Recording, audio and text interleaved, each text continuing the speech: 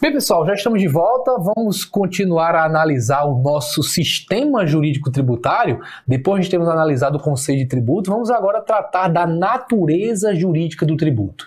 Como eu falei para vocês, a missão agora é detectar se um tributo se enquadra como imposto, uma taxa, uma contribuição de melhoria, um empréstimo compulsório, uma contribuição especial. Então, qual vai ser o critério para a gente descobrir a natureza jurídica do tributo? Primeiro ponto importante, esse problema já foi resolvido de maneira semelhante em vários países do mundo, certo? No mundo todo se usa como critério para você verificar a natureza jurídica do tributo uma classificação que a gente primeiro vai estudar antes de qualquer dispositivo do CTN. Eu vou até usar dessa parte aqui de baixo desse slide, depois a gente vem para cá para o artigo 4º, que o artigo 4º na realidade é resultado dessa classificação. A doutrina no mundo todo praticamente diz que os tributos podem ser classificados como vinculados ou não vinculados. Olha, no bloco passado, no comecinho, quando eu estava falando do conceito de tributo e disse que ele era cobrado mediante atividade administrativa plenamente vinculada, eu já avisei para vocês que a palavra vinculado, vinculada, apareceria com sentidos diferentes. Vocês viram que no conceito de tributo, o vinculado é o oposto à discricionária. A autoridade administrativa não tem margem para analisar a conveniência e oportunidade de cobrar ou não cobrar um tributo. Aqui, já dá para ver pela classificação que estamos falando de outra coisa. Porque a classificação aqui é vinculado e não é discricionário, é não vinculado. O contrário desse vinculado aqui é o não vinculado. E aqui a ideia vai ser olhar se o tributo quanto ao seu fato gerador, que eu já disse que o fato gerador que quando acontece, gera, é o fato que gera diante da lei o dever de pagar tributo, né? Então o tributo quanto ao seu fato gerador, ele pode ou não se vincular a uma atividade estatal específica relativa ao contribuinte. Vocês viram que, inclusive, na alternativa, se não me engano, foi a alternativa E daquela questão que resolvemos depois de analisar o conceito de tributo, um erro claro que apareceu na questão é dizer que o tributo jamais pode se vincular à atuação estatal. E, na realidade, o tributo tem os que se vinculam à atuação estatal e os que não se vinculam. Vamos entender bem direitinho isso. Olha só. Existem tributos cujo fato gerador independe de qualquer atuação estatal. O fato gerador é basicamente uma manifestação de riqueza do contribuinte. Assim, são todos os impostos. Vejam que ao contrário da taxa, que na taxa, eu dei até o exemplo, foi coletar lixo no imóvel de fulana, então eu estou cobrando pela atividade minha de coletar o lixo. Imposto não. O Estado não tem que fazer nada em benefício do contribuinte para cobrar o imposto. Basta que o contribuinte manifeste a riqueza que é fato gerador daquele imposto. Eu costumo dizer que os impostos, o imposto é o tributo do correr a sacolinha. Correr a sacolinha, né? Em cada ida de imposto você vê a sacolinha correndo. Ah, tá ganhando muito dinheiro, né? Dê aqui imposto de renda para distribuir com a coletividade. Que carro legal você comprou, hein? Aqui dinheiro para IPVA para distribuir com a coletividade. Tá vendendo bem, hein? ICMS. Importou imposto de importação. Que fazendão, hein? ITR. Que casa você comprou IPTU. Então, em cada imposto você vê o contribuinte manifesta uma riqueza e o Estado creu, às vezes na quinta velocidade, pega um pedaço daquela receita, daquela riqueza, para exercer suas atividades. Vejam, não depende da atuação estatal.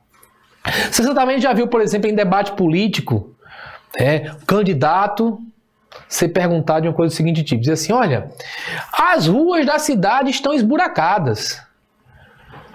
O que você está fazendo com o dinheiro do IPTU? Por que a rua está tão esburacada? Ou alguém reclamar na rádio. Lá na minha cidade, ontem eu vi que tinha uma pessoa de Campina Grande, colocou mensagem lá, um abraço para minha querida Campina Grande. Sim, um abraço para Valentina, disseram que tem uma menina de 4 anos de idade já aprendendo direito tributário na sala de aula, dizendo que é aniversário. Grande abraço para Valentina, né? Mas lá na minha cidade era na hora do povo, o cara ia lá na hora do povo reclamar. Às vezes o cara dizia, olha, eu não vou pagar mais IPTU não, porque a rua está esburacada. Imagina que alguém vá para a justiça, comprovando com um laudo que a rua está toda esburacada e pedindo que a justiça declare a inexistência de relação jurídica. Ou seja, que você não tem que pagar IPTU. Sabe o que é que o judiciário vai dizer? fato gerador do IPTU é ser proprietário de imóvel. Você é proprietário, sim, então você deve IPTU. Mas o dinheiro, o prefeito pode usar o dinheiro do IPTU para pagar qualquer despesa que esteja prevista na lei orçamentária. Vai ser uma questão de prioridades. Pode ser que o sujeito diga, olha, nesse momento é muito mais importante a gente aumentar a quantidade de leitos de UTI da cidade. É muito mais importante a gente aumentar a informatização da escola para conseguir que a aula chegue aos alunos em época de pandemia. A gente investir nisso que está previsto no orçamento e deixar a rua com buraco mesmo, afinal as pessoas nem circulando estão. Pode acontecer isso, certo? Então, o município decide onde vai usar o dinheiro do IPTU. O dinheiro do IPTU não é vinculado a tapar buraco. E atenção, não é nem pode ser. Existe um princípio aplicável a imposto, um princípio criado para imposto, chamado exatamente não vinculação. Se abrir sua Constituição aí, que você usa para estudar, faz uma visita lá ao artigo 167, inciso 4. Lá se diz, é vedado, são vedados, né, artigo 167. O inciso 4 fala, a vinculação da receita de impostos a qualquer órgão, fundo ou despesa. Vincular a receita, seria dizer, o dinheiro só pode ser usado para determinada coisa. Isso é proibido. Se fosse editada uma lei do município dizendo a arrecadação do IPTU só pode ser usada, pelo menos metade da arrecadação tem que ser usada para tapar buraco, essa lei seria inconstitucional. Aí tem gente que diz, Ricardo, agora estou enlouquecendo. Você acabou de dizer que a lei pode dizer que o IPTU vai ser usado para mais leitos de UTI. Pode, mas não é assim que a coisa funciona. A lei não pode dizer diretamente a arrecadação do IPTU. O dinheiro do IPTU, o dinheiro do ISS, o dinheiro dos impostos municipais vai para os cofres do município. E lá está lá colocado, esse dinheiro todo está nos cofres que vem de várias fontes, vai ser usado para as despesas que estão previstas no orçamento. Então a lei pode dizer, estão reservados 100 milhões para a criação de leitos de UTI, a lei orçamentária. Claro que não é tão simples assim, tem toda uma programação lá dizendo quais são, onde é que vai ser gasto, mas simplificando, 100 milhões para os leitos de UTI. Então eu estou dizendo que 100 milhões da arrecadação do Estado. Não é da receita do IPTU. Por que o legislador constituinte quis proibir que a lei vinculasse, amarrasse IPTU só pode usar para isso? É para que o administrador tenha alguma margem para atuar. O prefeito se candidatou dizendo, eu vou investir mais em educação. Se ele chegasse na prefeitura e dissesse, a lei aqui diz que tanto por cento de educação, tanto saúde, tanto isso, aquilo, você não pode investir mais coisa alguma.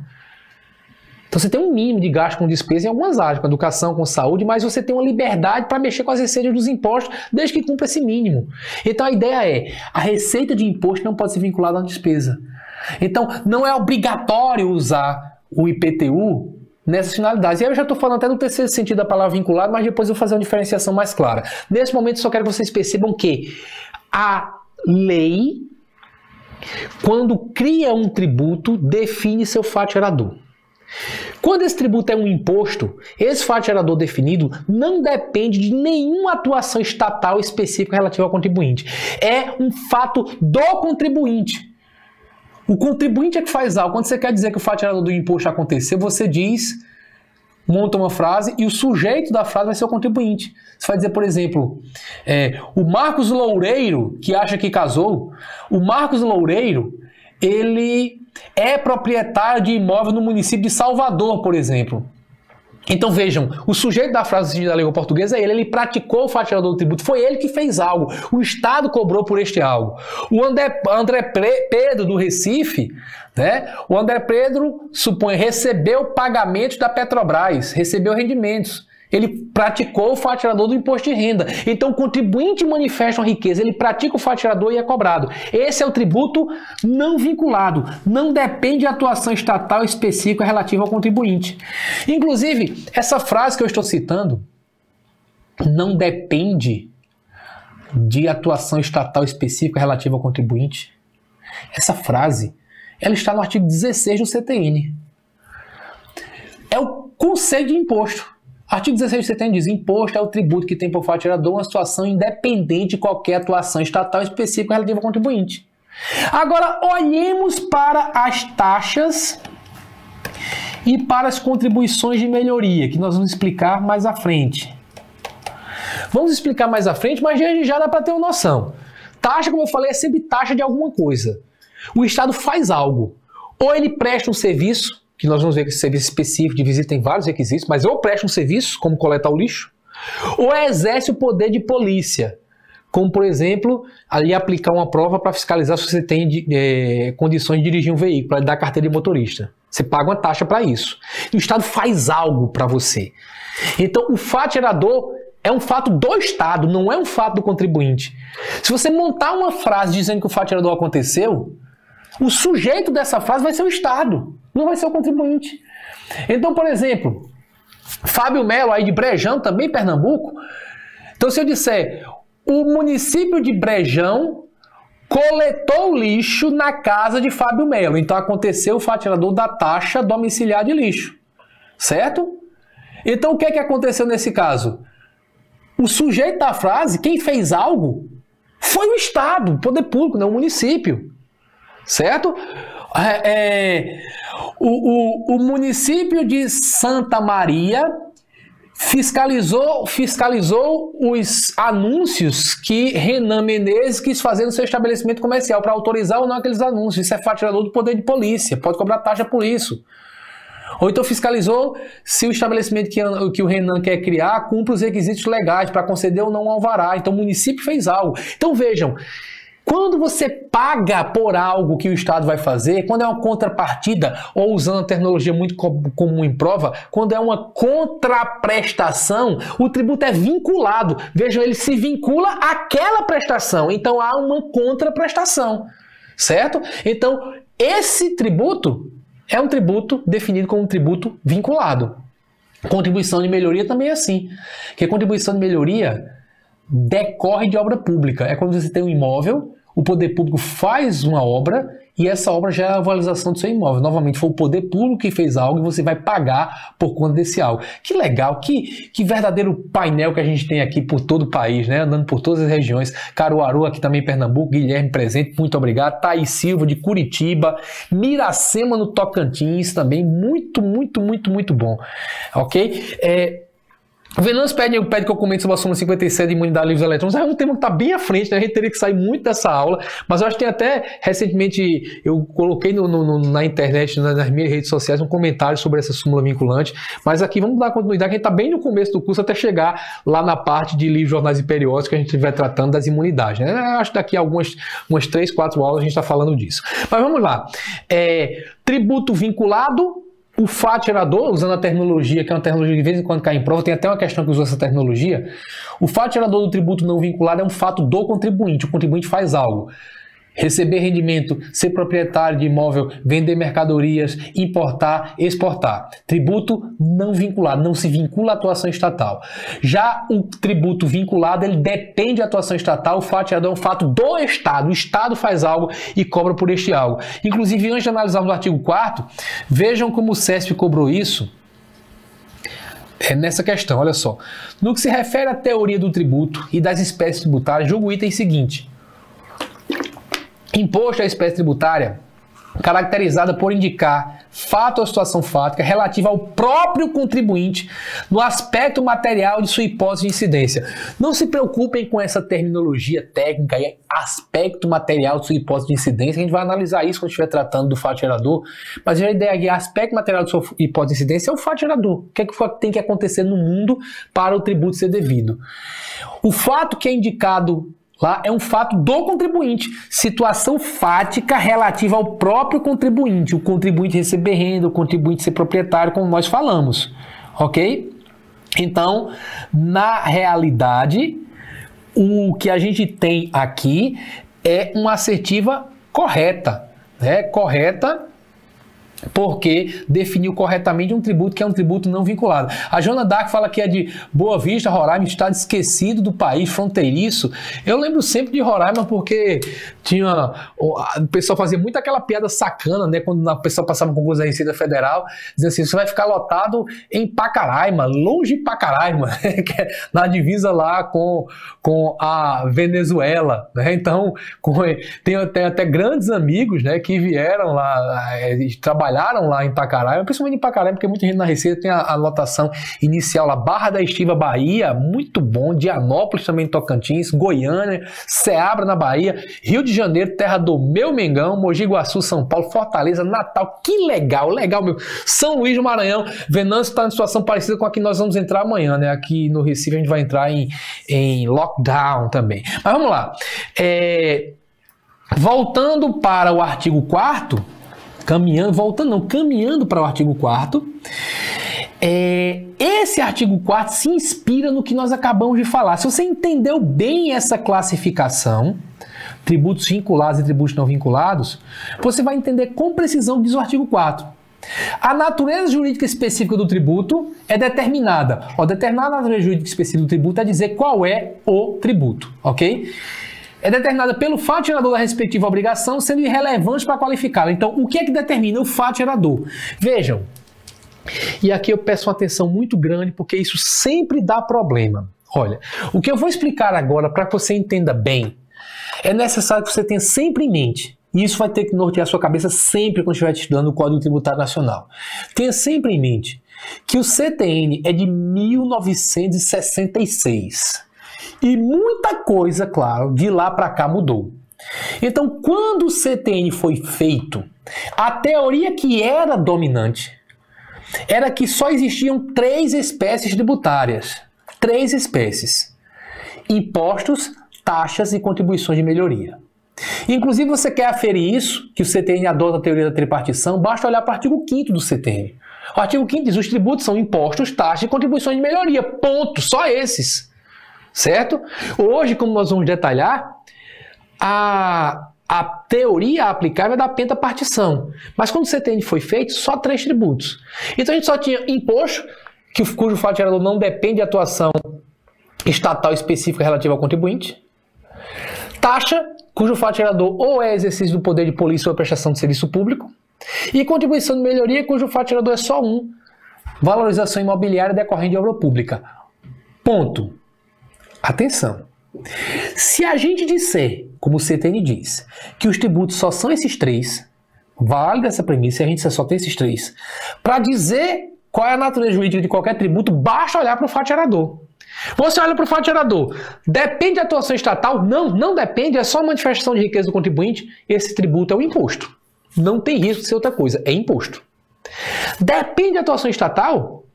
Então, ou é uma taxa ou é uma contribuição de melhoria, mas não há como confundir, porque os fatos geradores são bem diferentes. No caso, é uma obra. No outro caso, é polícia ou serviço, são coisas muito diferentes. Então, olhando para o fato gerador, você já detecta a natureza jurídica do tributo automaticamente. É interessante que esse artigo 4º, ele poderia terminar com um ponto aqui: fato gerador a respeito de obrigação. Ponto. Já estaria resolvido. Porque, na realidade, se eu digo que é o fato gerador, eu não preciso olhar mais para nada. Mas o legislador disse: basta olhar para o fato gerador, sendo irrelevante. Então foi citado bem o que é irrelevante, dizendo não olhe para essas coisas. Por que se fez isso? Porque, veja só, dizer basta olhar para o fato gerador já diz que o resto é irrelevante, né? Mas o legislador, ele tomou um cuidado, até exagerado, de dizer: não olhe para certas coisas, porque ele sabe que as pessoas teimam em olhar para essas coisas. Diz: meu filho, olhe para o fato gerador. Por favor, não olhe para essas coisas. É como o pai ou mãe dizer para filho ou filho, dizer: olha, meu filho, minha filha, escolha quem você vai ter ao seu lado na sua vida pela personalidade da pessoa e pela honestidade. Ponto. Aí diz assim: não vá olhar só se é bonito, não. Precisaria dizer isso? Não, né? Se você é pela honestidade e pela personalidade, não precisaria dizer isso. Mas já sabendo que os jovens vão querer olhar muito se é bonito ou não, né? Aí o cara dá esse aviso. Então aqui se fez a mesma coisa, dizendo: olha para o fato gerador. Mas já sabendo que as pessoas olham para outras coisas, proibiu, diz: olha, não olhe para essas coisas. Primeira coisa que seria irrelevante, que é irrelevante: a denominação e demais características formais adotadas pela lei. Essa é a lição que todo gordinho adora. Não é não? Eu também, né? O que importa É o conteúdo e não a forma. Então, a forma dada pela lei, o nome que é dado não importa. Por que as pessoas olham logo para isso? Porque preste atenção no seguinte. Imagina que você está assessorando um prefeito e o prefeito diz para você, olha, o município ali vizinho criou um tributo novo aí, vê qual é a natureza jurídica desse tributo, vê que tributo é esse exatamente. Aí deixa eu pegar aqui a lei para olhar. Aí você olha a lei, aí na lei está escrito, artigo 1º, é instituída no âmbito do município de Leste, Minas Gerais, onde está a Beatriz, muito obrigado pela presença, Beatriz, é instituída no âmbito do município de Leste, em Minas Gerais, a taxa, aí você não quer ver mais nenhum resto, diz, isso aqui é uma taxa, está escrito aqui a taxa. Mas aí a gente tem que ter uma regra que é a regra da ciência. Não é só para direito tributário, é para qualquer área da ciência, que diz que o nome que se dá a uma coisa não muda a natureza desta coisa.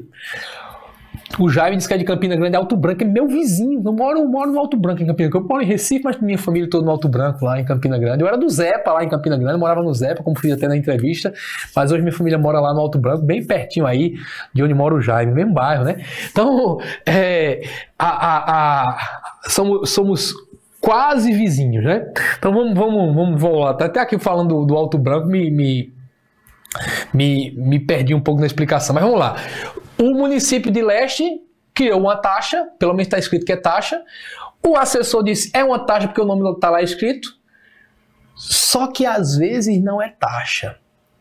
E às vezes o cara coloca taxa só por sacanagem mesmo. Não é por ignorância, não, é por safadeza.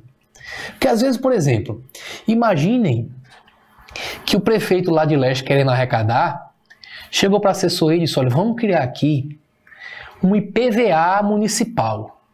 A assessoria vai dizer, olha, você quer me enlouquecer, meu amigo. Quer me enlouquecer.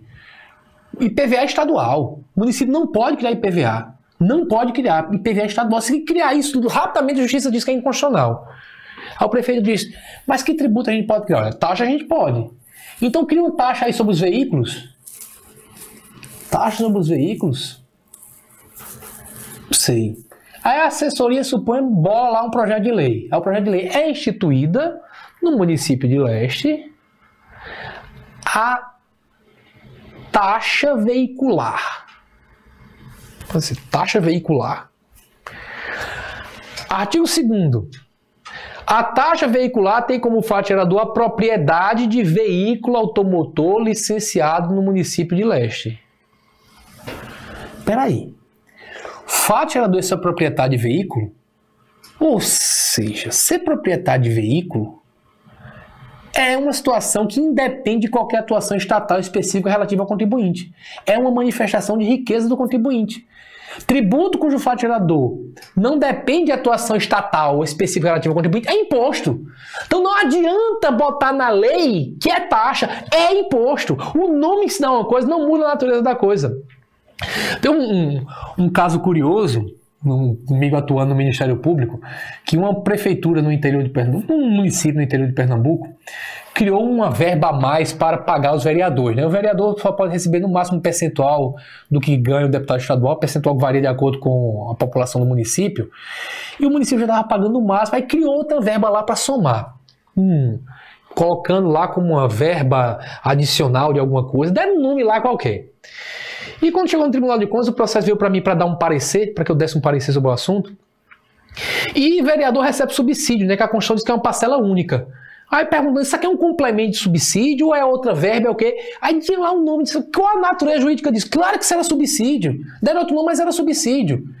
Aí eu coloquei lá no parecer o seguinte. Não importa se é peludo, tem bigode, tem rabo, tá em cima do teto, você aperta, grita miau, é um gato.